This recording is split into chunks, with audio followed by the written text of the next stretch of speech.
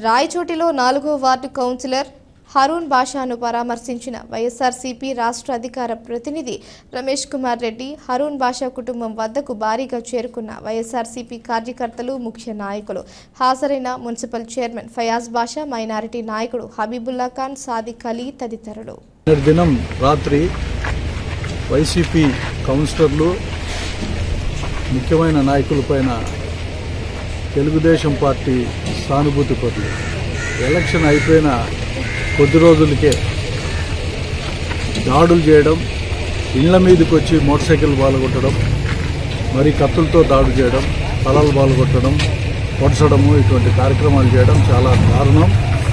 ఇది తెలుగుదేశం పార్టీ వీళ్ళకి కొత్తగా నేర్పిందా? గడిచిన 10 సంవత్సరాల్లో ఈ రాయచోటి పట్టణంలో ఎక్కడ కూడా ఏది జరగకుండా కాపాడుకుంటూ వచ్చాము. ఈరోజు ఈ ప్రభుత్వం ఏర్పడితే ఎందుకనో కానీ తెలియదు, అతి ఉత్సాహం ఎక్కువైపోయింది. ఏమీ చేయలేని వాళ్ళు ఏదో ఇట్లా దాడులు చేసి అందరినీ బెదిరించే కార్యక్రమాలు మొదలుపెట్టినారు.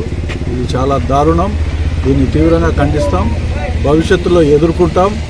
దాడులు చేసేది అందరి చేత అవుతుంది, పెద్ద సమస్య ఏం కాదు. అది మర్యాదగా ప్రశాంతంగా జీవించేదానికి మీరు సహకరించండి.